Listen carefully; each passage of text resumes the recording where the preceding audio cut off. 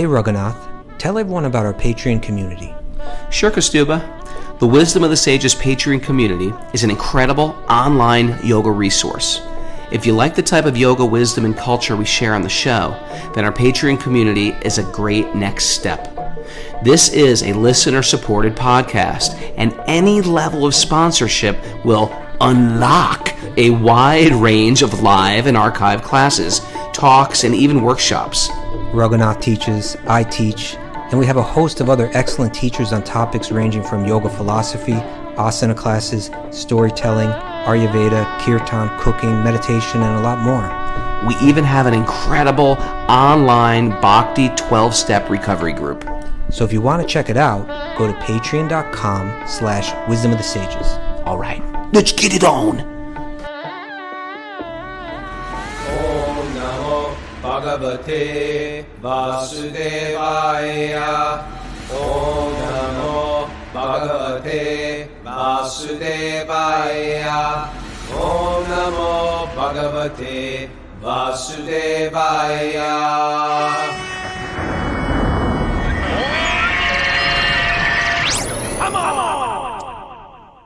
Live from Yoga Bohemia in Long Beach Island, New Jersey, this is Wisdom of the Sages, a daily yoga podcast with your host Raghunath and co-host and senior educator at the Bhakti Center in New York City, Kaustubha Das. Welcome to the show and welcome to Question Day. Today's the day we answer any questions you have on your journey home, on your spiritual travels. And you know what? People get questions. That's normal. And so what we do is we collect questions from people throughout the week. They write to Mara at wisdomofthesages108@gmail.com.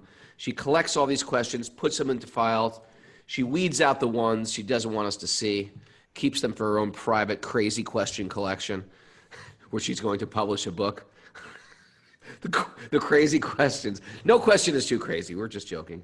No question is too crazy. Sometimes you get a lot of crazy questions, though. And sometimes your question that we read, you'll be surprised at how many other people have that same question also. And we're going to dive in today. Kaustubha, how are you? Doing good, Raghunath. Good to be here with you. I'm on holiday in this beautiful place. Some people just live nice in this beautiful beach island. A beach island like in the Atlantic Ocean. Like what could go wrong except a tsunami, a hurricane? It's actually an island? It's an actual island. You got to take a bridge to get here, and it's like a long strip, like a veggie dog, long parallel to the Jersey Shore. It's like Rockaway Beach or something like that. It's like, why is everything for you is like a New York comparison? Yeah, I know. Well, that's where I live. Yeah, Lower East Side. You know, it's like the Lower East Side. Yeah, it's sort of like the Lower East Side. Yeah, it's Try to picture it. It's a beautiful beach community. All right. I think if I wasn't living upstate, I'd live in the Jersey Shore somewhere. Okay. And there's tons of people. We did a kirtan last night. There's people there? There's tons of people but into Bhakti. We did a kirtan last night. It was great. Yeah, there's a whole Bhakti community around Huge that. Bhakti community. Kalpa many Brix was here, our old friend. And I can't remember his name, but ever see that musical instrument that looks like a giant chapati flipper? It's like a giant tong. Not a the big. You click it together, it's got a layer of looks ring like a on weapon too, yeah. It looks like a weapon. It could be a weapon. Like in 1,000 years, if they discover this thing, they'll be like, what is this? But it's like an incredible music. The guy played it so perfectly. I was so impressed. So anyway, it was nice. It was a great day. And it was Mike Muir tour. And that's not a glockenspiel. Vegan trucker. Yes. Oh, Mike Muir tour. Yes, that's who it was. Mike Muir tour. I thought you said Mike Muir from Suicidal Tendencies tour. Mike Muir. Does everything tour. have to be about hardcore to you, Raghunath? Yes. That's just how I heard it through my hardcore ears. I also talked to Janeshwar in Mayapur yesterday, and he said, he's like, you don't know how, so many people in Mayapur listen to Wisdom of the Sages. I was like, you're kidding. Why don't they write in? Yeah. All right, let's dive into our questions, sir. Okay. And I'm going to start with some questions for you. Oh, okay. I don't even feel prepared. Right. This came from Jason Evans from the UK. UK. As I've been watching lately and learning more about what bhakti is, I'm trying to implement it into my way of being, in how I conduct myself, how I talk to people, how I think, and how I parent even. I will admit that the high standards I have of myself mean I frequently fail, but it doesn't stop me from trying. I'm close to qualifying as a counselor therapist. It's been a long road, and this has been a very transformative experience in its own right. I was only, I was one of only 3 men on my course, and also one of the youngest overall. Both Bhakti and my counseling training has mellowed me enormously. There are many parallels in the two. I wonder what type of counselor. Don't know. There's a lot of counselors out there. Yep. Okay. I've heard both from you and Raghu talk about how you got into Krishna consciousness and how tough it was growing up in New York. Whilst I wouldn't say, I love that word. Whilst I wouldn't say where I live is like a ghetto or anything. It is very working class, and there's a lot of machismo, testosterone around me. You have to develop a thick skin just to survive. In Sounds mellow like North England or something like that, right? Up those, he said UK, like Glasgow or someplace like that, right? maybe Glasgow's not the UK. Glasgow is the UK. Oh, Glasgow is Scotland. Scotland. That's I guess that's the UK. You don't Americans guess. It don't is. know. It It is. is the UK. Okay. People even in England don't know what the UK. People from the UK get the whole thing confused. It's confusing. Well, there's British, UK, England. Which one's which? Great Pick Britain. a name. Pick one name. It's like Netherlands, Ireland, Holland. Northern Ireland, the whole thing is It's confusing. It's confusing. Northern Night. In mellowing myself, though, I feel like my masculinity has been challenged. There's been a couple of occasions just lately where I've had men getting right up in my face, shouting and swearing at me. In those moments, I was wrestling with my emotions. In both cases, I stayed calm and did what I guess was right thing.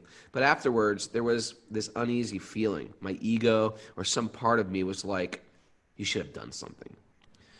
You gonna let this dude speak to you in this way? The inner narrative stayed with me for hours, maybe days, if I'm honest. I just felt like sometimes people take advantage of my nature and perhaps see it as a weakness. This is something I've been wrestling with for a while now. I was hoping you could give me some advice on this. How did you both manage this? Is there a verse maybe in the Srimad Bhagavatam or Bhagavad Gita that I might find helpful? Oh, this is a good question. Okay, yeah.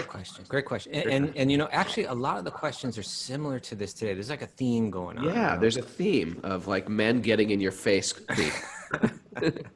Or maybe a little bit broader. The theme is kind of like, all of this philosophy is great and it sounds great, but then you bring it into the real world. And, you know, are we supposed to be like just completely aloof to everything and not respond to things, you know? Right? Push over. Yeah. What's your answer, Mike Muir?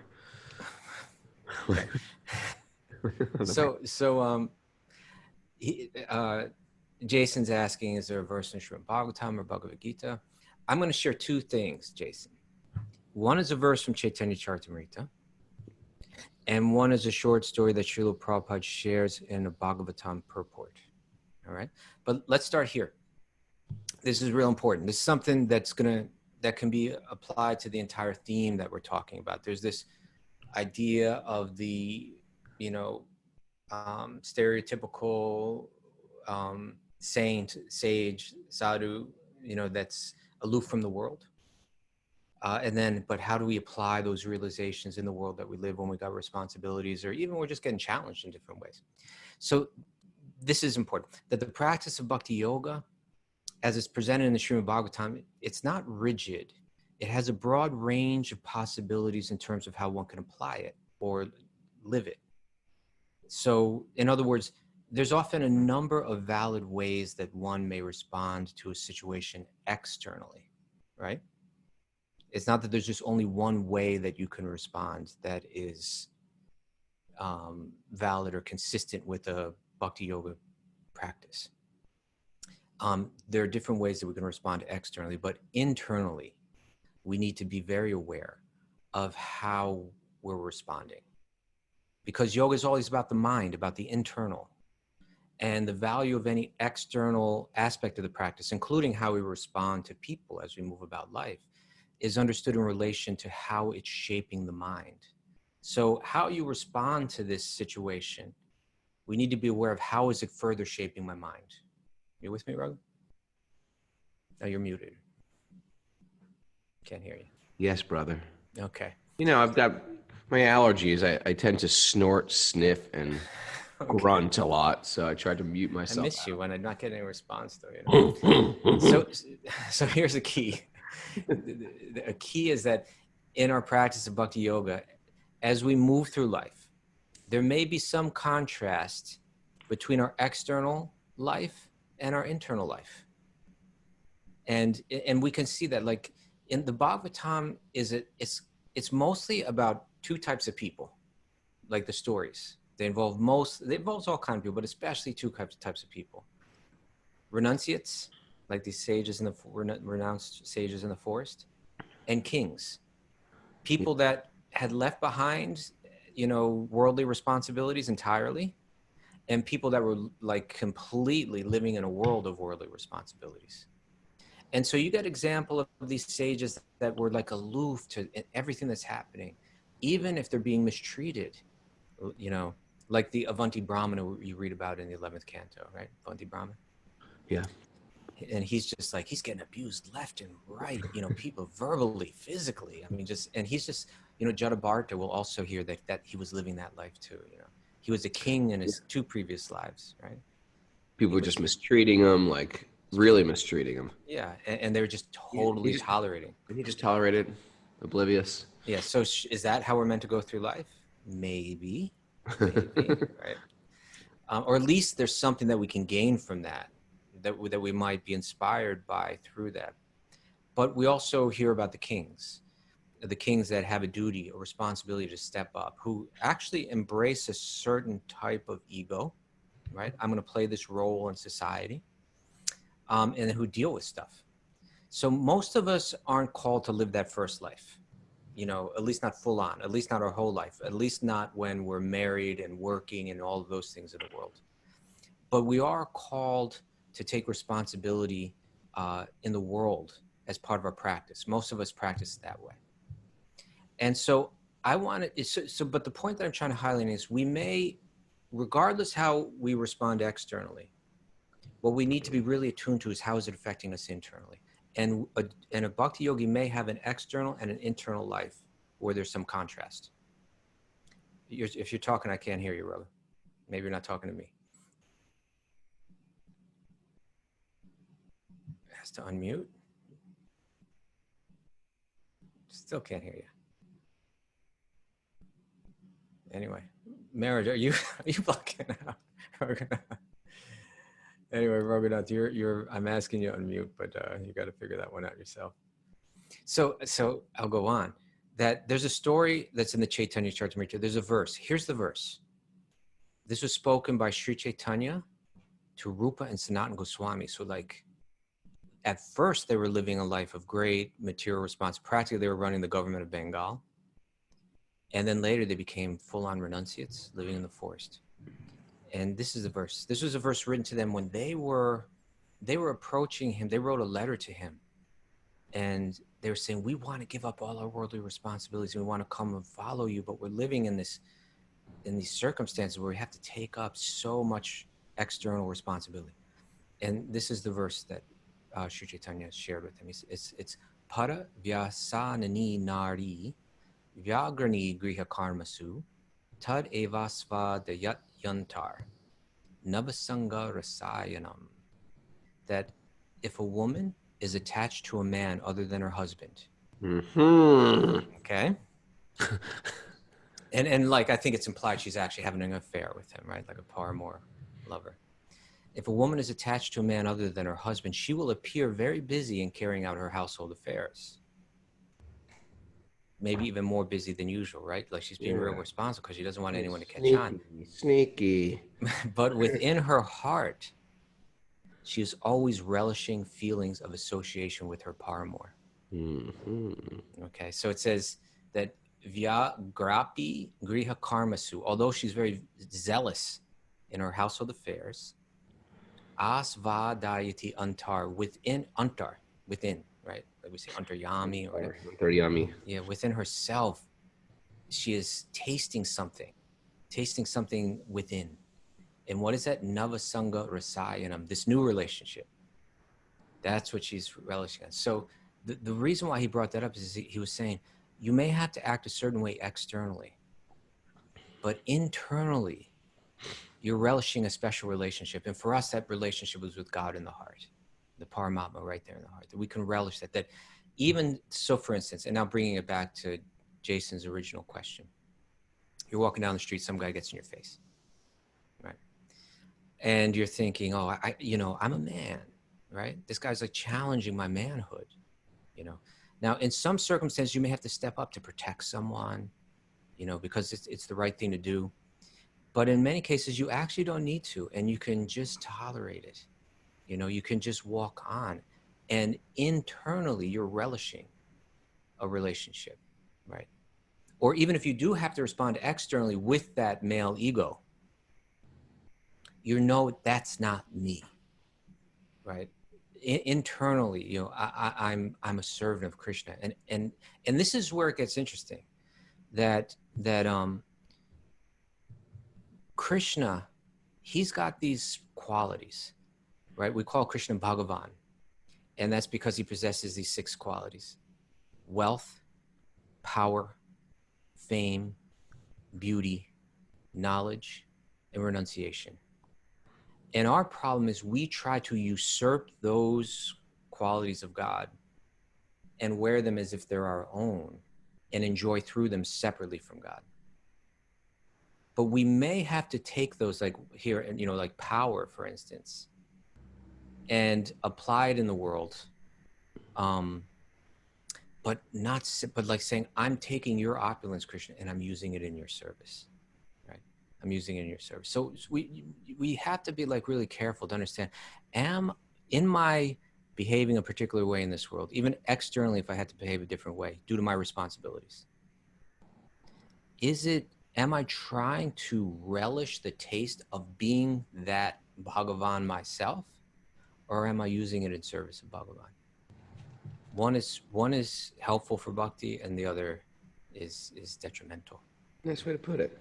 Okay. But I want to share the story of one person that was kind of going through that, and that was Dhruva Maharaj. And Prabhupada shares the story that's appropriate here. And that is, Dhruva, when he was a young boy, he became this super accomplished yogi, like incredibly accomplished yogi. And Lord Vishnu appeared before him. They spoke, gave him all kind of benedictions. But he also was kind of granted the responsibility like of a ruler. And this one kind of group of people, you could call them the yakshas, they had killed his brother. And he went out to avenge that, but also because it was part of the responsibility that, there's these people running around killing people unfairly, and it was his job as the king to deal with it. But he was getting so into it, his anger kind of began to control him. And Swayambhuva Manu spoke to him, right? And Swayambhuva said, my dear king, Dhruva, just consider what I have said to you, which will act as a medicinal treatment upon disease. Control your anger, for anger is the foremost enemy on the path of spiritual realization. He says, I wish you all good fortune. Please follow my instructions. So it was kind of like, I know you have a duty as a king, but now you're being controlled by anger. Don't let that happen. Now listen to the commentary. You ready, Raghu? Yeah. Dhruva Maharaj was a liberated soul, and actually he was not angry with anyone. So although externally it appeared he was angry, internally he was situated differently. But because he was the ruler, it was his duty to become angry for some time in order to keep law and order in the state. His brother Uttama was without fault, yet he was killed by one of the yakshas. It was the duty of Dhruva Maharaj to kill the offender life for life, because Dhruva was the king. When the challenge came, Dhruva fought vehemently,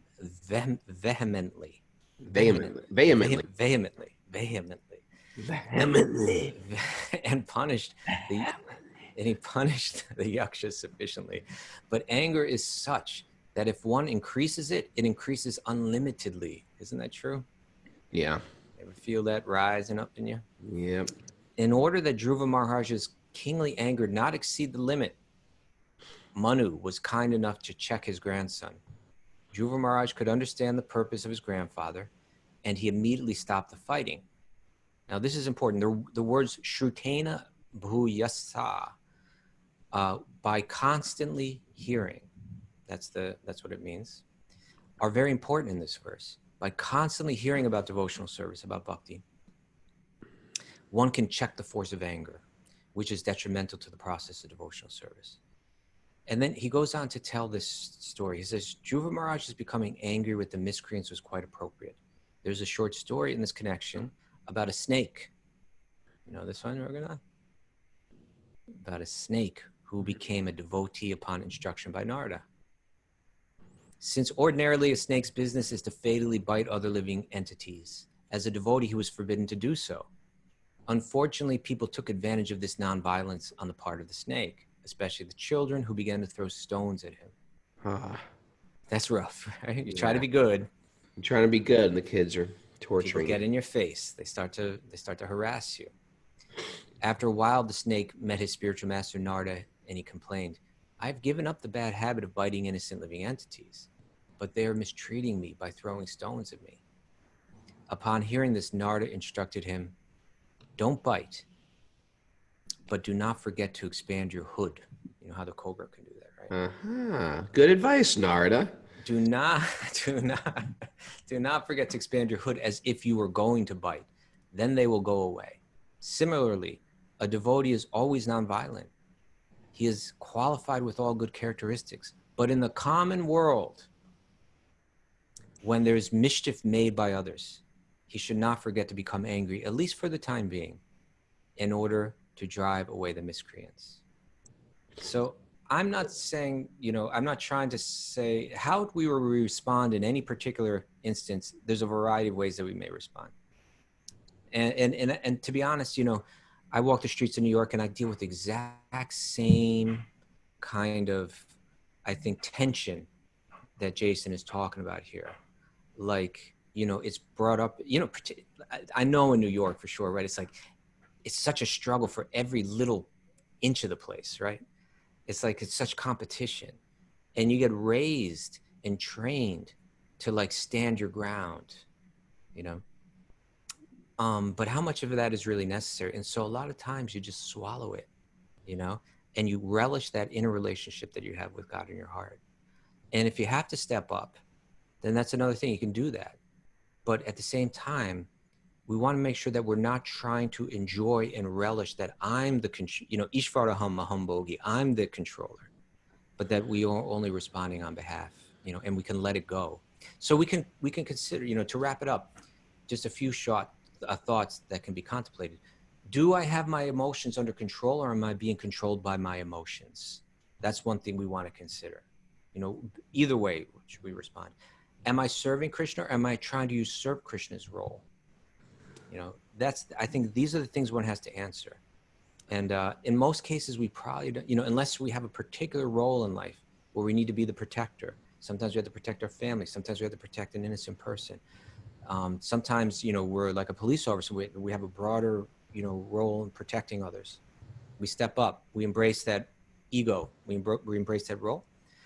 If we have to, we have to contemplate how to let that go too, and how we have this inner relationship that we're always contemplating. So it's more like food for thought than like a direct answer, but I think it's important food for thought. What I'm hearing you say, Prabhu, is you're going to respond. What I hear you say, I'm trying to be a little reflective today. You know me, I'm a little deep. Okay. What I hear you say is rage or anger rather should be evoked. It shouldn't be controlling me. Yeah. So it's okay to be angry, but you manifest anger and then you retract anger. Right. It's not like rage, which possesses me and I can't control it. I'm raging on my kids, or I'm raging on some guy on the street, or I'm raging. In fact, anger is something that I have, and then I can use it as a tool, and I can put it back. Because if I'm centered and if I'm grounded, I'm a Krishna Bhakta, or I'm a servant of the divine, then anger can be a useful tool It just don't, I just don't want it to own me. Right. Yeah. And, you know, and just one last thing is tolerating insults is probably going to be a part of every one of our paths to bhakti. Isn't it true? Yeah. Right. You know, to let go of that, to be able to tolerate that. When we can when someone can insult us and we're not at all upset, it means we're making some progress. And so Krishna will give us opportunities. Yes. Okay. You ready for a question? Yeah, that was a good answer. Thank you. That was a long answer. I'll try to keep my other answers today a little shorter. This is coming from Aiden, who's from Canada. Aiden. Via email. How do they, if someone wants to send in a question, how do they send it in, Raghu? You want to send in a question? You write Mara. Actually, people do it also on the Discord thread too, on our questions. Discord is one way to do it for Patreon members. For Patreon members. And Mara, Wisdom of the Sages, 108@gmail.com. Write Mara. She goes through everything. Okay. So this one came that way. Based on your knowledge of sacred literature, you ready? Yeah. Is it possible to live a life of spiritual purity in the age of Kali? How can one navigate life with the awareness that we are in the age of Kali? Age of Kali is a mess, huh? Yeah. It's a real mess. Everything about the age of Kali, like you're trying to grow an organic garden and then they're fracking in your, town or something like that. Or there's pollutants in the air. It's almost like every time you make an endeavor for some type of purity or connectedness or cleanliness, you're getting hit from all sides in the outer environment from people who couldn't care less. Global warming's going on, and it almost seems like we're up against a breaking dam, and I'm trying to put my little finger in it. And the same thing is that once you start getting into this Vedic spiritual life, and okay, I'm going to start an altar because I want to focus on Krishna. I'm going to put a little picture of Krishna on the altar, a little altar where I can offer flowers and food. And then you realize, oh, you got a cat that's jumping on your altar. Very common. Everyone's got cats here. We're going to have a question about and then a Brahmin comes over and just says, what are you doing? You can't have a cat jump on your altar. I was like, what am I going to do? Get rid of my cat? Oh, well, and then you think, there's what to speak of. The more you can get into these like Vedic rituals and rites and cleanliness and the fabric you wear, and you're wearing socks. I mean, if you live in a temple, there's so many rules. It's like almost up to here. And people, we want to work towards some ideal. And then there's like reality of my life. And I find myself caught in this like sort of tug of war, like what is ideal and what is real. And it's an ongoing sort of like tug of war. And I find like it just, in Kali Yuga, in one sense, it can't be done. But in another sense, the Bhagavatam, the 12th canto, gives this beautiful verse, Kaler dosha ninhi rajan, asti heko mahan guna, kirtanad eva krishnasya, mukta sangha param rajet. My dear king, although Kali Yuga is an ocean of faults, right? It's like an ocean of problems. You think as far as internal cleanliness, external cleanliness, it's an ocean of problems. Get ready for it. There is still one quality about this age.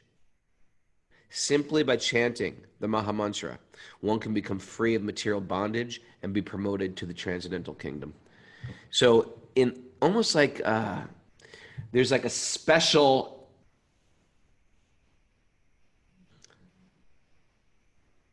loophole in Kali Yuga that mantra meditation will become so powerful that or the Mahamantra is given almost to the people of this age. And I'm not saying this just because it says in the book and like dogmatically just repeating what I hear. We've actually seen it. We've actually seen the Mahamantra transform people's lives. sometimes people are like crazy. Living in a temple, you see all different types of people come to an ashram, live in an ashram. Some people are like intellectuals. Some are sort of like a crazy guy. Dented cans of various sorts. Some are beyond dented cans. They're like actually crazy. I've seen crazy people become sane through the Maha Mantra. Just through a regulated practice of chanting the Maha Mantra. It's straight and following regulative principles. Because it's the breaking of those principles and the letting anything come out of the mind. It's almost like it allows their insanity to just take over. But it's in the pulling in of the senses and the disciplining of the mind that there develops they're developing almost like a very deep intelligence. And I've seen it transform people's lives. I've tangibly seen it transforms people's lives. And it's sort of a special gift that you get in Kali Yuga, is that this kirtan is so powerful that it doesn't matter how dented you are, how broken you are, what type of, a lot of us haven't had, we haven't fallen from the heavens. We haven't had these perfect Brahmins as parents. We've come from like broken families, or a parent that was an alcoholic where you almost had to parent your parent. It's almost backwards in Kali Yuga. Or it wasn't like whatever it is, it's dented. And we were trying to figure out like now what to do. I've got so much baggage from practically generations in my childhood. And there is a special gift here. And that Maha Mantra can undo the dent, so to speak. It still won't maybe be ideal in this Vedic concept of perfection, but it sort of transcends it. It's so powerful. It brings you to a higher point where you can transcend that dentedness with all. Come as you are. Take the Maha Mantra very seriously. Apply it to your life on a regular basis, and you can tangibly notice a difference in your life. You know what verse what you're saying reminds me of, Raghu? What? Om apavitra pavitro va. You know that one? Yeah. Remember the translation. That the purified. Pure, impure. Yeah. Right? Internally, externally, pure, impure. When we remember the lotus-eyed Krishna, everything becomes pure. So it transcends our dentedness. It transcends the impurity of this age. Yeah, it's the age is like, if you lived in a temple or have been on the altar in a bhakti ashram, it's like the very, very high standards. And when you go to regular life with most people, with kids and pets and stuff, it's just like you can't keep that standard. So the idea is that there's always going to be a tension between what's ideal and what's real. You shouldn't beat yourself up about it, but we try our best. And the real thing is you're adding mantra to all of this thing. You'll never be able to meet the standards when you study the appropriate way to worship deities, for the most part. We just don't even have the kusha grass or the kusha mats or the Ganges water at our availability, or sometimes our tulsi will not grow because it's not tropical. It's like you're not set up to win. It's like Kali Yuga, everything's stacked against you. So we add mantra to everything we do. We add mantra to deity worship. We add mantra to our in our workplace or in our home with kirtan. We publicly go out and have kirtan. Yesterday we had a party. Yesterday we were in a park. People could say, "Well, this is a dirty park. It's unclean. There's dogs come through here. There's what I mean." You know what? Big deal. We brought the holy name right there, transported the holy place. Everybody's dancing like aloof to public opinion, and everybody left feeling blissful. And that's the power of the holy name. It transcends whatever is out there. And that is a special gift in Kali Yuga. All right. Yeah. I like it. Holy name purifies everything, right? It really does. I'm not just saying that because it says in the book. I've seen it happen in my own life and the lives of people I love. Okay, this is from Ashley Rodriguez. Rodriguez.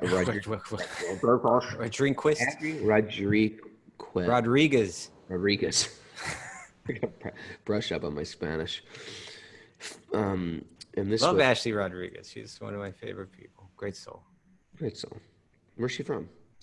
Well, she used to live in New York, but now she's living in Texas. I think she was originally from Texas. I met her in New York, and now I think she's back in Texas. All right.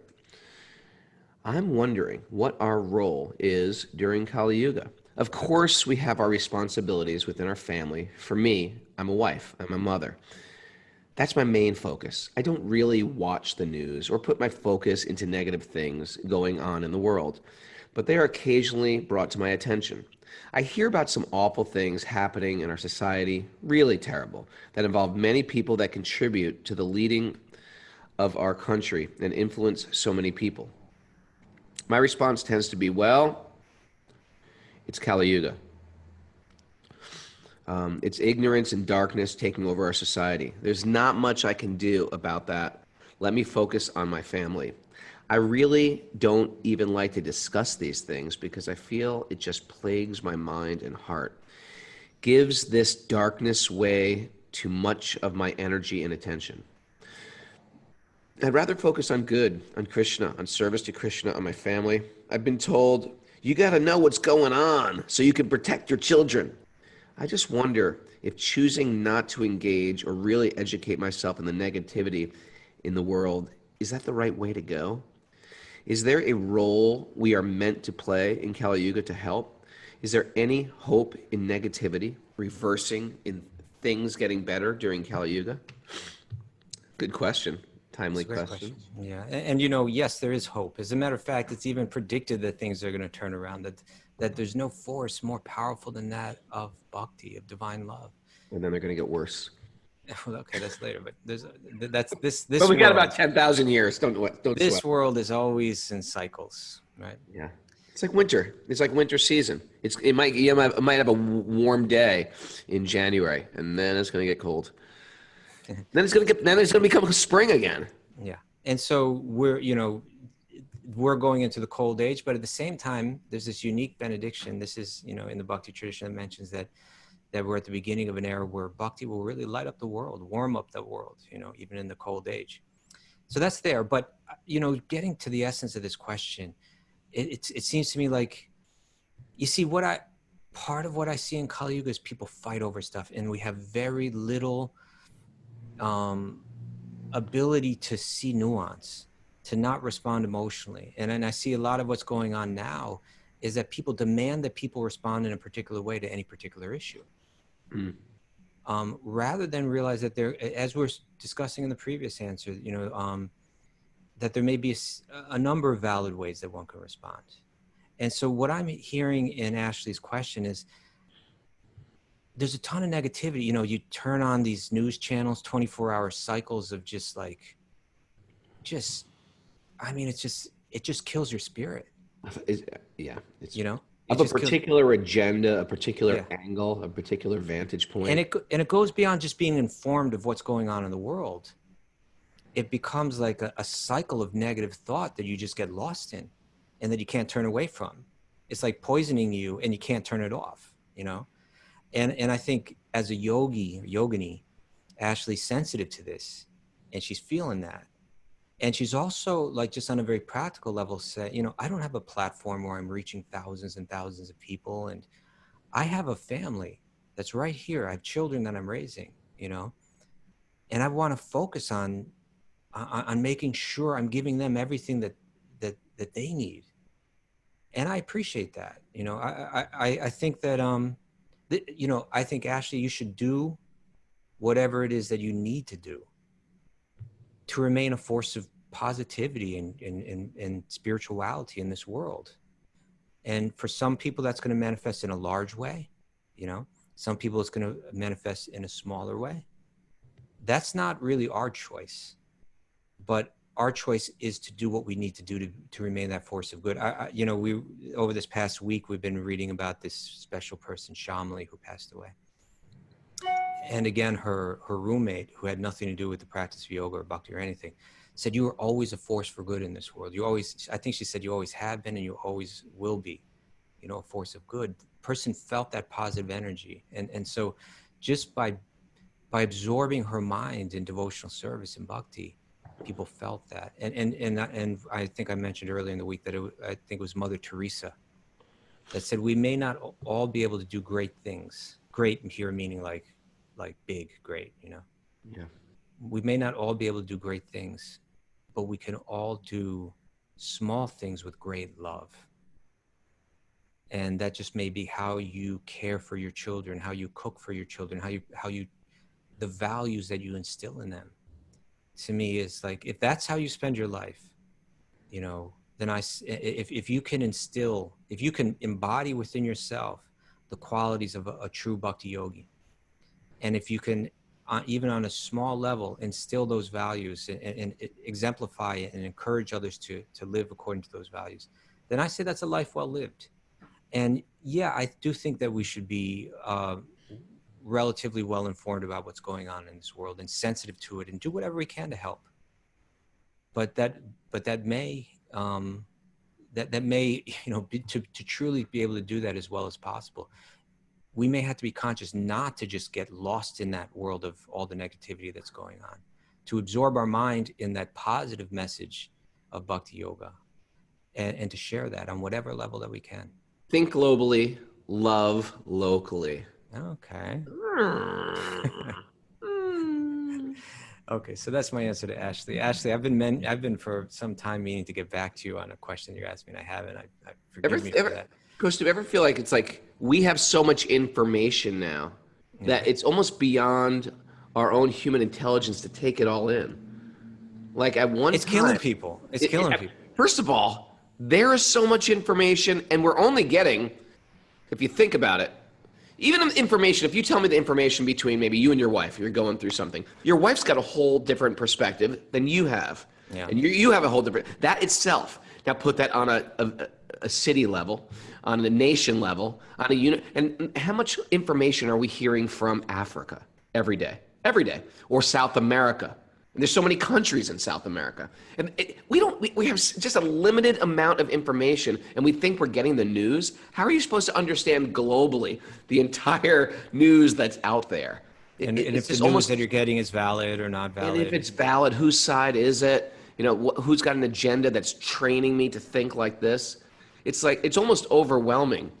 It is. I don't think we are even supposed to even know this much as humans. You had a village in the old days, you had your village or your kingdom, and you had local news. And are we even capable of understanding global news? Yeah. What do you think? And we got to turn off that television set. You know, nothing wrong with being informed. It's good to be informed, but don't just get lost in this stuff. How are we informed? It's just like, again, it's just subjective information coming from a few different countries. I mean, I don't want to like say all news is invalid, so it's pointless. I don't want to say that. I do think it's important that we inform ourselves, and we should be able to try to, you know, instill in our children the ability for critical thought and for objective thought. And that's an important part of life. But at the same time, let's not get overwhelmed and lost in all of this 24-hour news cycle. And lose touch with what we can really do, you know, to help people, even if it's within a small circle. Some people keep the news on all day long. I know. And what you think, with all the countries out there and all the information and all the different political angles out there, there's about 20 stories in cycle, and that's it. You're not even getting. It's not like, okay, now we're going to go through Liberia. Now we're going to go through Ireland. It's not like that. There's about 20 stories. These are the stories you're going to hear. 20 sounds like a lot to me. Yeah, and one of them is going to have to do with like a celebrity. And the celebrity is on vacation, and here's her in a bikini. Whoa! That's the news. Okay, I got a question for you now. All right. You ready? It's come from Pushpa. Pushpa, that's a good name. Yeah, Pushpa. What does it mean? Flower.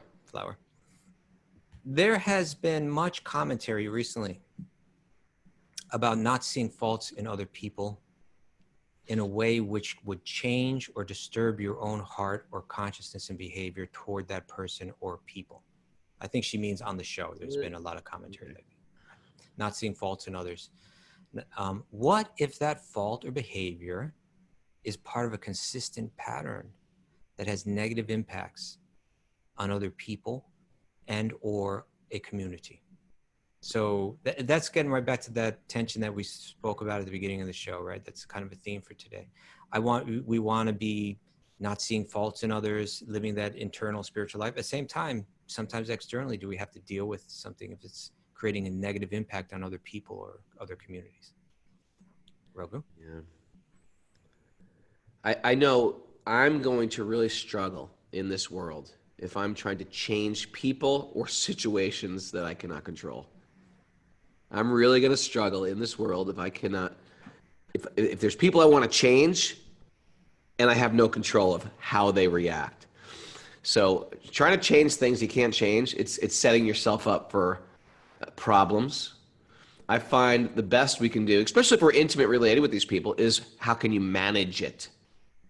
Now, sometimes there's people that they're just like, I just can't tolerate this anymore. It's not good for me anymore. It's unhealthy. It's unsafe for me. And those people, I need to like, this is over now. This can no longer be a relationship. I want out of this relationship. And for those people, I have to, I mean, her questions, it seems like it's about other people or a larger community. I can't tell if it's talking about the government or the governor or if it's about a relationship, but I know it sounds to me like it's like, hey, I see someone is having a negative impact on this community. Am I supposed to not, can I not recognize that fault and do something about it and still be a yogi? Well, we have this idea of, we do put the microscope on ourselves, of course. But we don't lose our discernment. That means we can evaluate things. You know, without a specific situation, it's hard to give a straight answer. But the general answer I can give is, when I try to control things that I can't control, I'm going to suffer. Best I can do, and I actually have more leverage in the world if I really work on myself. People sound, that may sound like, oh, come on, there's things you can do out there. You know, we have a lot of people nowadays who want to like change the world and they can't even make their bed. You know, they can't even manage a household. They can't keep their marriage together. They can't even, just like, we have a lot of work to do with our own life. And I tend to think I'm going to go out there and change the world or change the government or change, and we're not necessarily even qualified to. I think the best thing to do is we work on ourselves. Now, if you're working on if you have people in your life that are really causing those problems, maybe it's in a relationship, maybe it's a friendship, maybe it's a spouse, there's going to be a time where it's like, I can't tolerate, this person is intolerable, they're having a bad effect on me, they're taking me down, they trigger something in me that brings out the worst in me, and I can't relate anymore, and you might have to cut that. But I find that I have a lot of power when I work on myself, and I become disempowered when I'm trying to struggle to change my environment. I actually have a lot of power when I start to really work on myself, and I notice that people in my universe start to change when I change. Without me blah, blah, blah, yelling at them to change, nagging at them to change, they actually change when I actually go internal and change. And that's where I find my strength is. All right. That comes out of me. All right. All right. Next. This is from Tim O'Reilly via email. A little bit about me first. Okay. Tim, I heard Raghu on Joe Rogan, and I have been listening regularly ever since. It's amazing how many people listen from Joe Rogan. And now they're regular listeners. Mm-hmm. Before that, I bought a copy of the Gita in the parking lot of the Warped Tour in Scranton. Pennsylvania. And even before that, I was actually hit in the head with an Indian holy book in a mosh pit in Scranton. That sounds like a song right there I'd love to hear. I was hit in the head with a mosh pit with the holy book. In Scranton. In Scranton. Raghu's obsession with Scranton. I guess in the old days, I used to always use Scranton as... Even not old days, even in recent times. Mayor's backing me up there, right? Raghu's obsession with Scranton made me feel that it was worth sharing. Before hearing your podcast, I was reading the Gita on my own in Scranton, and your podcast makes much of what I've been reading much easier to understand. You know, truthfully, this podcast, if you listen to it regularly, the Bhagavad Gita becomes easy to understand. Anyway, everything you guys talk about makes so much sense. And when I pray to Krishna. When I chant, it's the Maha Mantra. I understand Krishna is the personality of Godhead, but Oh, what now? for whatever reason, I find myself being attracted to Lord Shiva. Sure, Lord Shiva. Probably more so than to Krishna, honestly. I just think he looks cool. Shiva does look cool, I will say. I like the stories I've heard But about. doesn't Krishna look cool? Krishna looks adorable, but Shiva looks cool. Well, you always think of Krishna as a little baby. He is What rich. about Baal Shiva? Baal Shiva is adorable too. Okay. I think his devotees look awesome. I have a pet boa constrictor. He's always hanging around my neck, like Shiva's cobra. Shiva is my favorite song on that Mayapuri's album. I know these are some silly reasons. Is there any reason I'm trying to follow the teachings of Krishna but find myself attracted to Shiva? Is this a reason some people worship demigods? Any input would be great. Thank you, guys. Well, let me begin. By the way, I worship Shiva every day. I don't know if you know that, Kaustubha. I do know that you do that, Raghunath. I have a deity of Shiva I worship every day. And there's nothing wrong with that because of the mood in which you worship him. Right? What mood is that? He is Gopeshwar. He allows us into a very easy connection with Krishna, but you have to get his blessings. So I worship him as the master of the gopis or the master of the rasa dance. Okay, so let's be clear in Vaishnavism, in Bhakti-yoga, that when we say, for instance, like we in Bhakti-yoga, the where it leads is that one actually loves every living being, including Lord Shiva and all the devas, and for that matter, every human and every animal and every plant. It expands like that. But the idea is that when you connect with the root of the tree, when you water the root of the tree, you naturally water every leaf. And so therefore it's again and again emphasized that one connect with Krishna because Krishna is that root, including he's the root of Lord Shiva, right? Krishna expands as Lord Vishnu. Vishnu from his navel, is born Lord Brahma. From Lord Brahma is born Shiva. But the root of all existence is ultimately Krishna, right? The source of Vishnu, the source of Brahma, the cause of all causes. Ishvara Parama Krishna, Satchit Ananda Vigraha. That Krishna's behind everything. So, Tim is saying, I get that, but still I'm attracted to Shiva. What's with that, And I would say there's just philosophically, we can understand, in the Gita, Krishna says, Yad Yad Vid Buddhi Mat Sattvam, Srimad Orjitam Evava, Tad Tad Eva Gavachatvam, Mama Te Jong Sasambhavam. You know that one, Raghunath? No.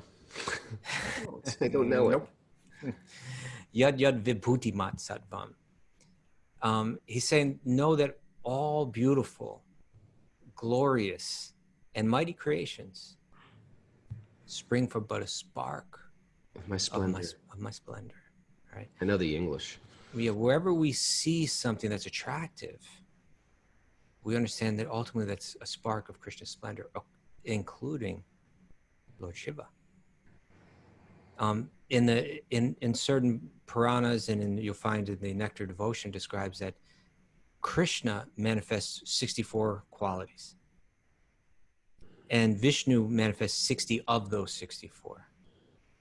And Shiva manifests 54 of those 64.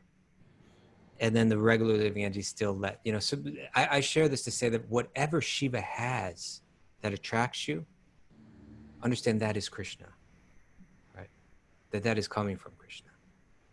But then the question still is there, well, why am I attracted to Shiva, not Krishna? Krishna is the source of it all. And my answer to that would be what we are attracted to in this world externally has to do with how we're affected by the modes of material nature, right? As we move through this world, what we've cultivated and developed a taste for And Tim, I don't mean this in any kind of insulting way. Are you saying he's in the mode of ignorance? I'm saying that we all have some sort of attraction, to this tamaguna. Tamaguna is very popular now, right? It's big. Tamaguna big. is up there. It's like top of the chart. So like Tom, he doesn't have as a pet in his home. He doesn't have he could have had anything, but he's got a snake. Could have a poodle. He's got a poodle. He's got like a python. Right, yeah, python. And there's beauty in the snake, but it's kind of a dark beauty. It's like, and then there's dark clothes, and there's, Shiva looks real cool. And I think his followers look pretty cool, and they're covered in ashes. It's like that. They're naked. Covered in ashes, carrying spears and weapons. Yeah, right. So I would say, Tim, I'm not saying this to mean you've got a problem or anything like that, but I think I also have a certain attraction to Tamaguna, and Lord Shiva is beautiful. We love Lord Shiva. We say Vaishnavadam Yata Shambhu, that he's the greatest Vaishnava, and we love him in that way. But I think it has something to do that. Understand this, that the tastes that we have in this world are largely due to what is programmed within our mind. It's temporary programming due to how we've been raised, the acculturation process that we've been raised through. And somehow the acculturation that you've gone through in life has you looking at Lord Shiva and saying, oh man, that is cool, right? But just go deeper and hear more and more and more about Krishna, and you'll begin to relate to him, not on the material level, but on that spiritual level. And then his all attractive nature will become more and more apparent. And I guess that's how I'll leave it there. Or you might just stay in love with Shiva. No, Raghunath, you have to get to the root. Well, there's some people that just stop at Shiva, or there's some people that stop at Brahma. There's some people that stop at Surya. Yeah, but that's not recommended in the Shastra. I'm just saying that people do that. I know, but I'm saying that we shouldn't do that. Okay, all right. Or you might people do all kind of things. Just because people do it doesn't make it right. Yeah, and also, I think also, Kaustubha, it's like what your teachers place this stuff in your heart as well too. They plant seeds of Krishna. You might be attracted to Shiva or any other demigod or even materialism, but you meet teachers and they plant something in your heart, and then it's in your heart and you can't get it out. And so people just become Krishna bhaktas. Why? Because Krishna's in their heart, planted by their teachers, and then all of a sudden, of course, you see that actually Krishna is actually what I really want anyway. So I know, like, to the degree that I hear bhakti from teachers that I love and respect, that will naturally go towards that. Anyway, Krishna, I'm having but my point is this. Yeah. That Krishna is going to say in the Bhagavad Gita, an essential book where Vyasadeva is seeing that so much of all the Vedic teachings are clarified, that he says, Ye pyanya devata bhakta yajante shradayamvitaha tepi mam eva kaunteya yajanti avidi purvakam. Right?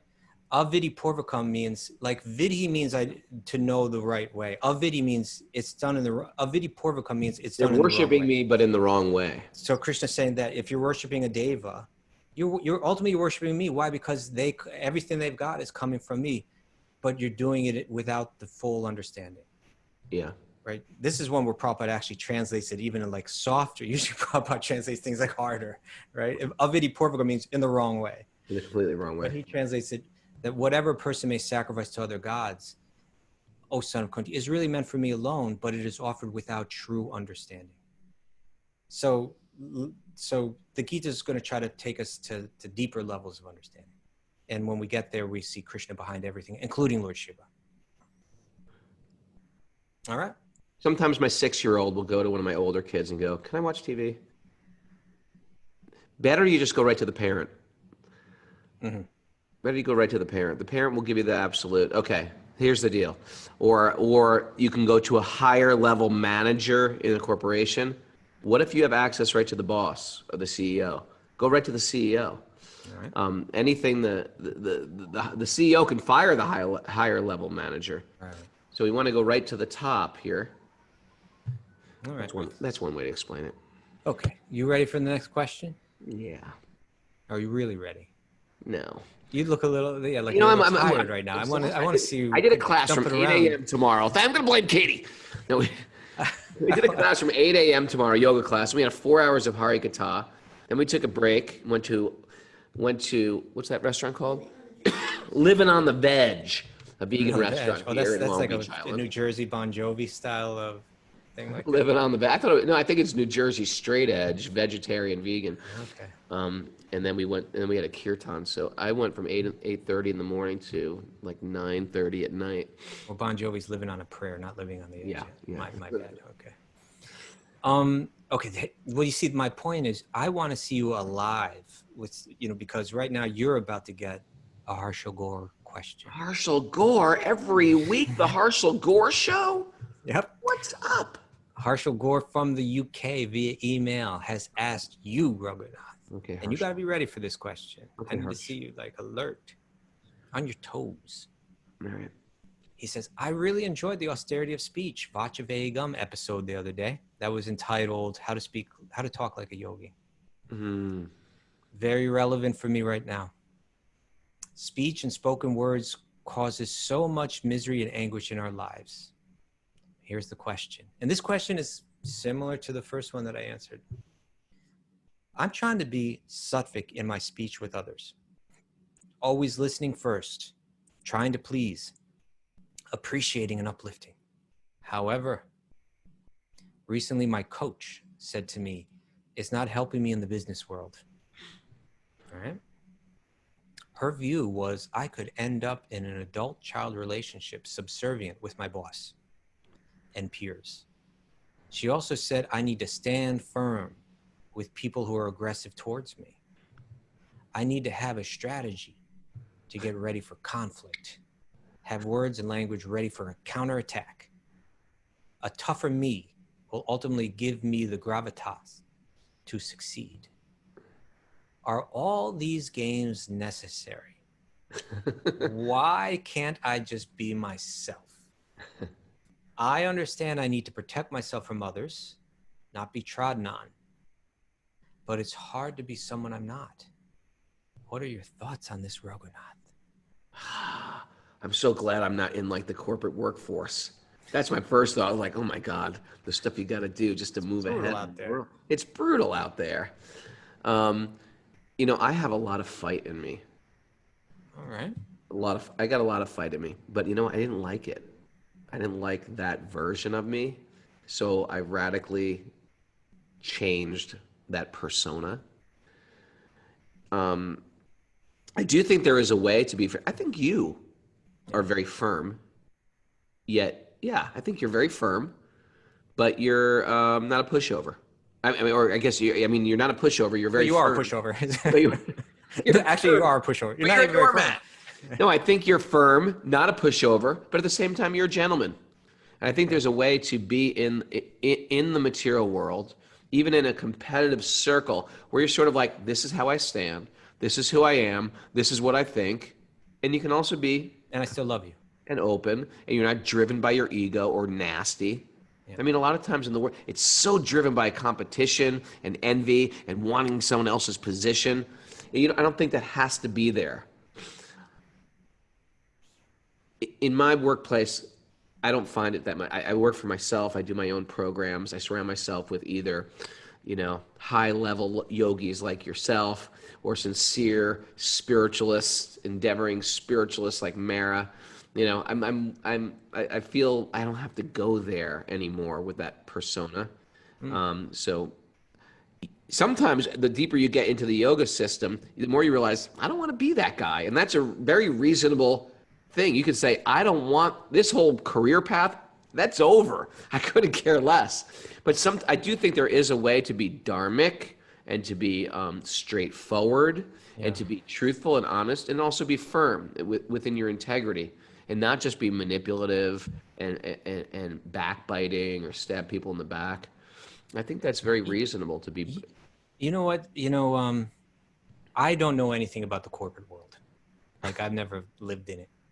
I practically have never lived in the 9-to-5 world. I don't think you've ever had a job. I've had jobs when I was a kid, but so I'm not familiar with that world, but things that I've picked up in life, I see that certain people there are two different kind of narratives you get.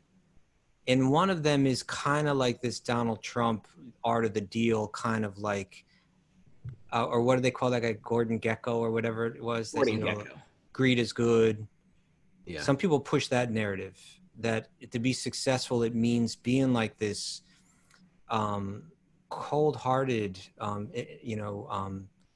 brash individual. And that's what it takes to succeed. But there's others, like if you go back to like the Dale Carnegie kind of model or something like that, right? There's the what's that guy that wrote the 7 Habits? Stephen Covey. Stephen Covey. Yeah, I mean, these people push a different narrative that's more consistent with a Bhakti-yogi. That like you're saying, I can be firm, but at the same time, like there's a high level of behavior, a type of behavior that's consistent where you actually care about others, where you're not entirely selfish, right? And that actually people will respond to that in a very positive way. And it also leads to not only spiritual success, but to material success. And so I suppose that if I were convinced that in this job, I need to be cruel and greedy, et cetera, I think it's time to leave that job. I'm not saying that that is the case. And, but I think we have to figure out how these qualities can be made to work in this particular arena. Yeah, integrity-driven business or integrity-driven, yeah.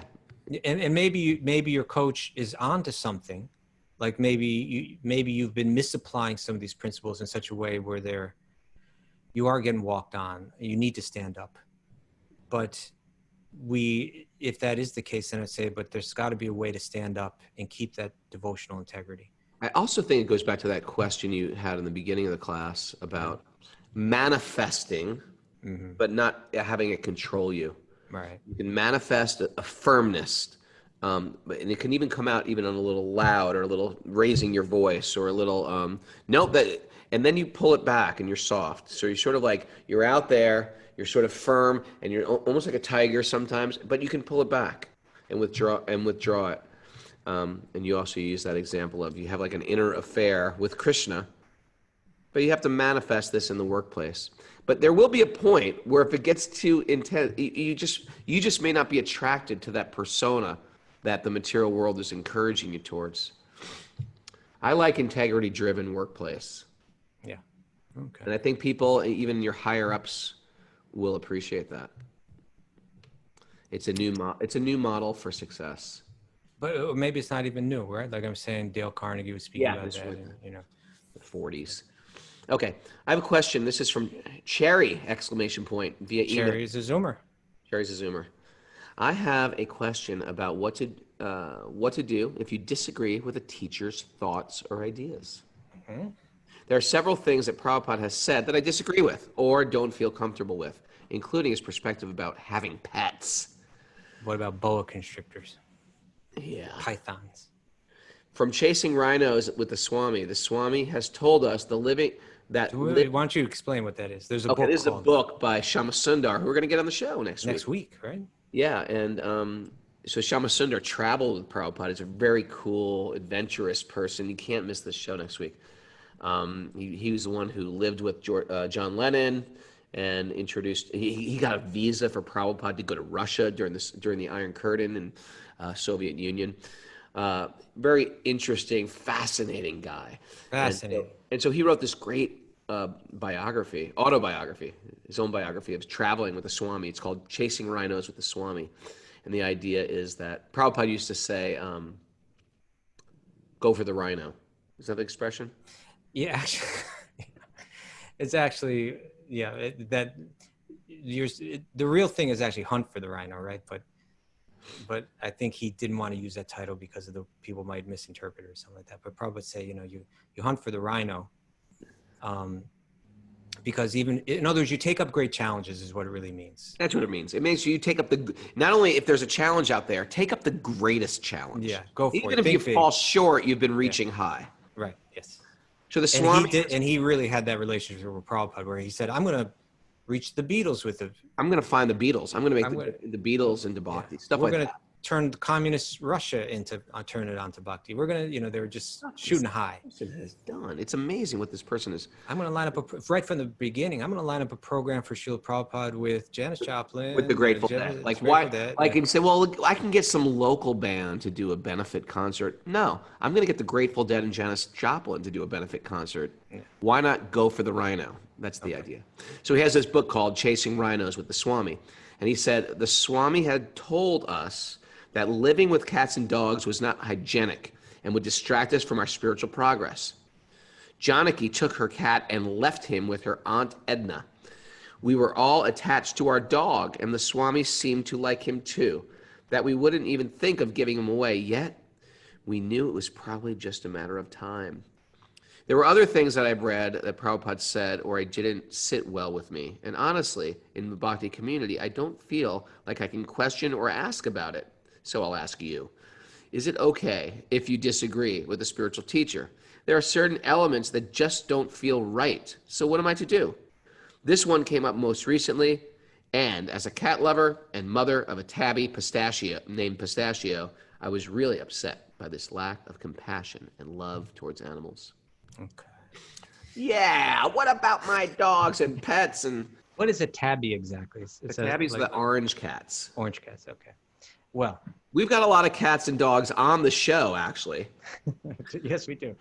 And I don't know if Cherry is here right now, but let us first offer our respects to Tabby, the tabby named Pistachio. Pistachio, we love you. Cherry, we love you.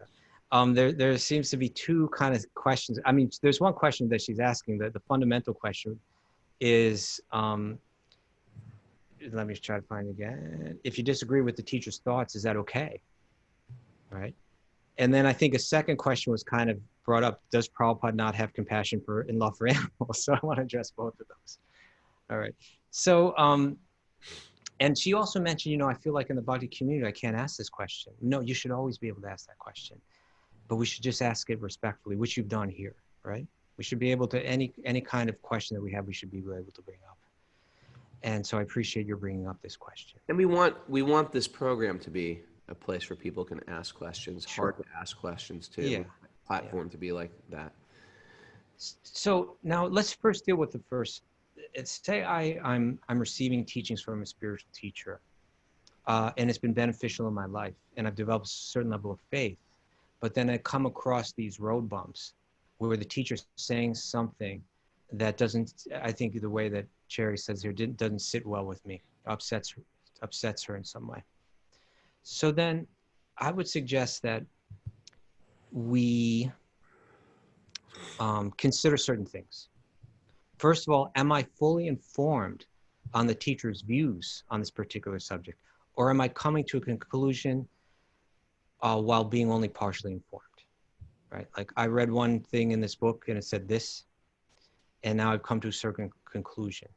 Maybe there's much more that I need to hear that would give me a more broad perspective. Fair enough? Yeah. Yeah? Okay. 2, is my disagreement here with the actual principle being presented, or does it have more to do with the language context in which it's being expressed? Maybe there's a buzzword that's kind of rubbed me wrong. Maybe there's some archaic language being used that's from another time and culture, and I'm misunderstanding what's actually being said. Yeah, that's something that I've been thinking. You and I have been discussing a lot because it pops up a lot because it's a different time and a different place, practically a different language. It's English, but from another period in history, Victorian English.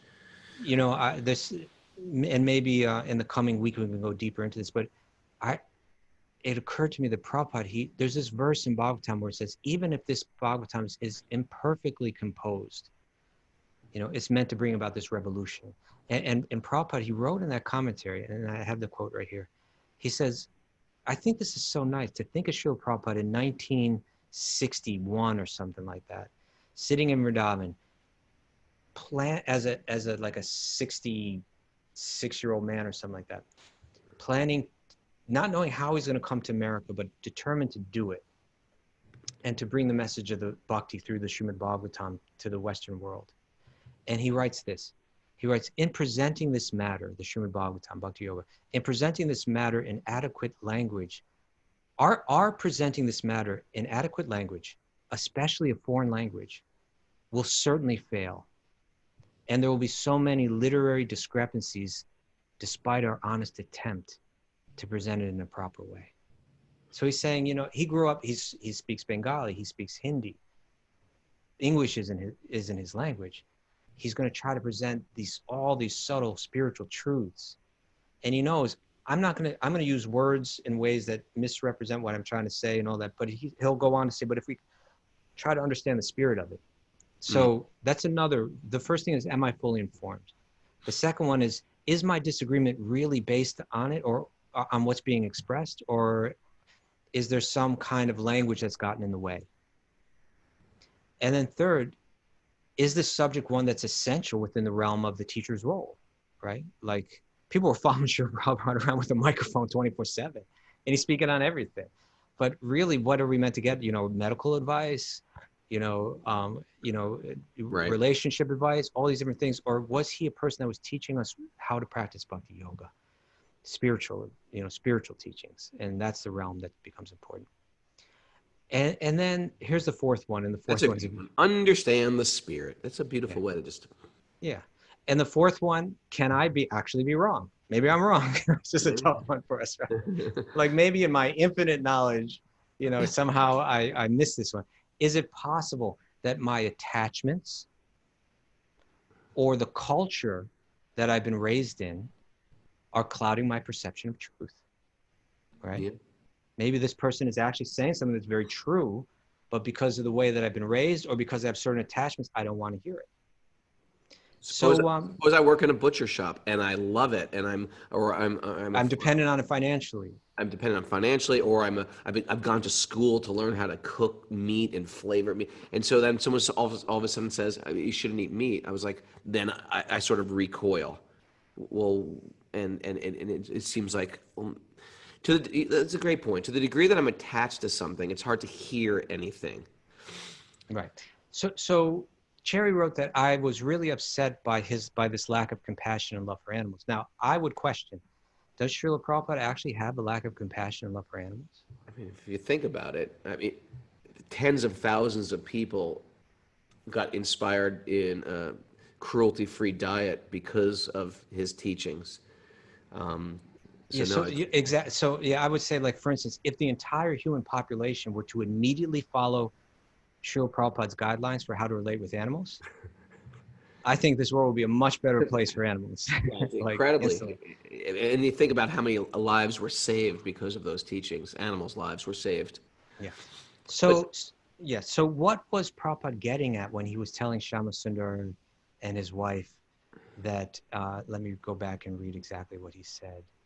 That he said that cats and dogs in the house, it wasn't hygienic and would distract them from spiritual progress. Now, I would say that what he was doing was he was preparing these two people to take up a life of complete surrender and adventure in spreading bhakti.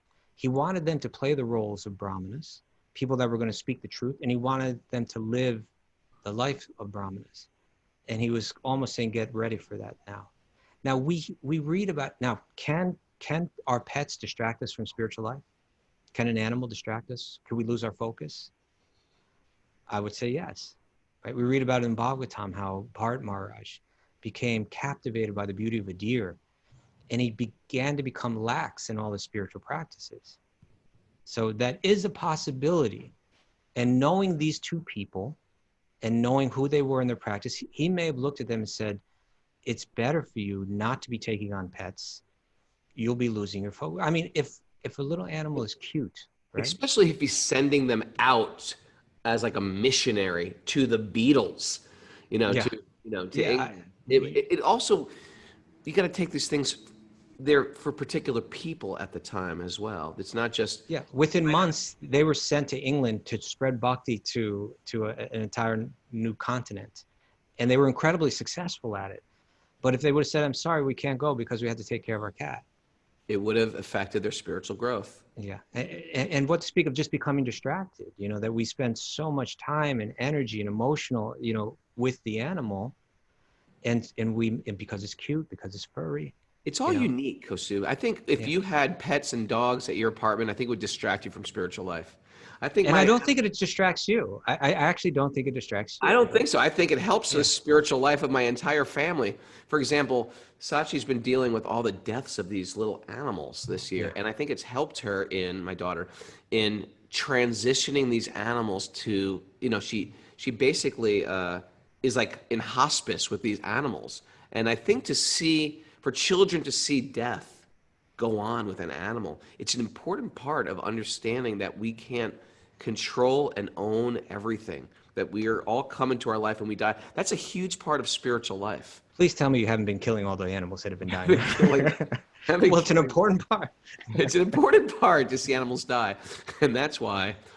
No, but when you have a pet that dies, generally the pets live less than you, unless you're keeping turtles.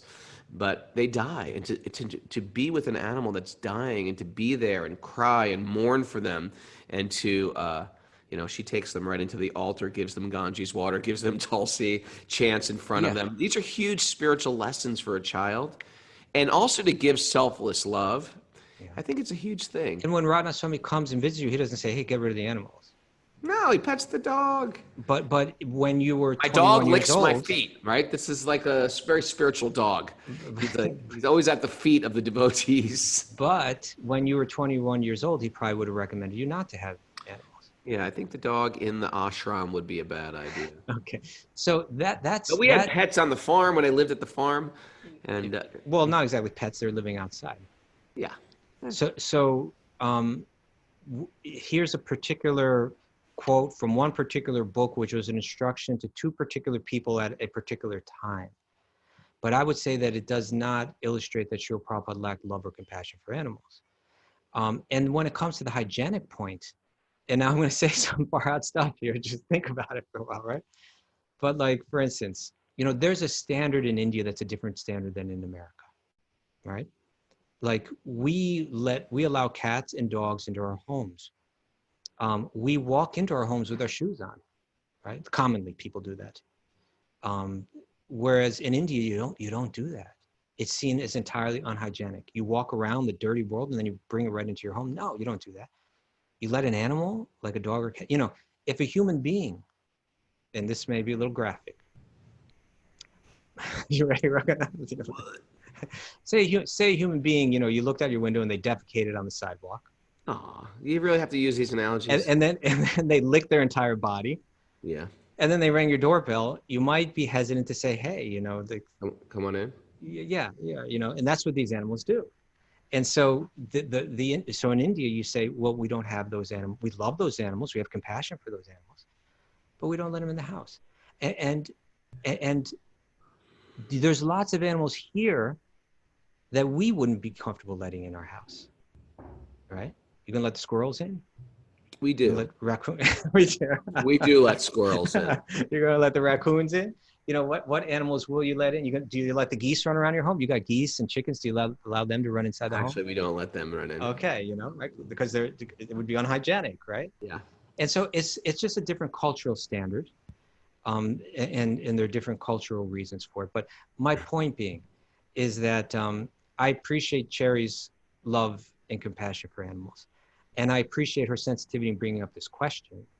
And so my point is, going back to our original question, if we disagree with a spiritual teacher on a particular point, let's consider let's consider some things first. We may actually disagree, you know, but am I fully informed of the teacher's views, or am I partially informed? You know, that Prabhupada writes about how Shivananda Sain, you know, he wouldn't let a dog into his home, but when he was traveling, the compassion and love he showed a dog in the Chaitanya Charitamrita, where he was responsible for this party of hundreds of Bhakti-yogis traveling from one area to another, and a dog joined them, and he saw that dog as like a member of the family. And when it came time to cross the river and he had to pay the toll, the boatman wouldn't let the dog on. He paid for the dog's Paid for the dog to travel. go. Then he was always making sure that the dog was being fed. And one day he was busy. He came back. The dog was gone. He asked everybody, "Where's the dog?" Nobody knew. He sent 10 people out to try to find the He was dog. incredibly upset that the dog was missing. He Yeah. felt responsible for this dog. Right. But at the same time, he wouldn't allow that dog to live inside the home. Right. It's a different culture. So my point being, and there's another. I'll just share one more story about Prabhupada. But Hridayananda Maharaj was telling a story where he saw Prabhupada outdoors, and there were two little kittens. He said they were just newborn little, cutest little kids you ever see, little fur balls, and they were kind of rolling with each other and wrestling and he was watching, and they rolled right onto Prabhupada's lap. And he was saying, and I was raised in the brahmachari monk mode, where it's like, Right. these dirty, unclean, unhygienic animals. Oh no, they're rolling on Prabhupada. What I have to do something. I have to stop. And he said Prabhupada just took those kittens and he was just petting them and just showing them affection. And then he said, Prabhupada said, just see, even here there is love, right? So Prabhupada might not have brought those cats into his home, but it doesn't mean that he didn't have love and compassion for them. So am I fully informed? Is my disagreement based on the actual principle, or could it be a language problem here? Is this really the subject that the guru is expert on, and maybe doesn't even necessarily have anything to do with my faith in them in terms of spiritual teachings? And finally, could I be wrong? Is it possible that my attachments or my culture that I've been raised in are clouding my perception? These are just some things to consider in that case. But what I do appreciate, Cherry, is that you bring it up. We talk about these things and we try to understand it. Oh, that's it. I was going to do another one for you. Woo! If you got a dog and the dog's helping you grow, you love up that dog. You got a cat, it's helping you grow, you love up that cat. Love it If up. you got a goose, don't let him in the house. Just don't let that goose in the house. Love the goose. Thanks everybody for joining us. There is a Bhakti recovery group meeting in about 10 minutes right now. So if you're on the Patreon platform, you can go to that. It's a powerful group, and that's growing like wildfire. It grows like wildfire. It's going to grow like, what grows like? It's going to grow like weeds, people's hair that have hair. No. Hair grows slow. Thanks for everybody for joining us. Hey, if you are an other out there and you got an interesting story of how you got to this, go to Apple Podcasts and write your story. We all want to read your story, how Bhakti has affected your life or how you got here. It's really, we find it interesting, and we check those Apple Podcast reviews on a regular basis, and it's so interesting. Go there after the show, write how you came here and how it's affected you and how you're using it in your life right now. We're all fascinated by your story. If you got a question next week for Question Day, you write Mara, wisdomofthesages108@gmail.com. Thanks for everybody for joining us on Zoom, and people join late I didn't say good morning to. I think today is going to be a great day for a great day. All right. Henry Sholkoff, Urugaya, Damodar Priya, Goethe, Onion Garlic Ginger, Kishori Priya from Bologna, Cabrera family, Dominique Morano, we missed you yesterday, Isabel, Julia Blondina, and our big crowd today on our Zoom. You can join Zoom also by writing Mara. She will let you in and join this little party. If you like what we're doing and want to support us on Patreon, you go to patreon.com/Wisdom of the Sages. Any monthly donation of your choice gets you access to live yoga classes all week, workshops, as well as a vault of interesting information, backlogged old classes, workshops on Ayurveda, cooking, dance, mantra meditation. It's quite phenomenal. Thanks everybody for joining us. I got to check out because I'm in a yoga studio and there's going to be a yoga class soon. Check out. Mwah.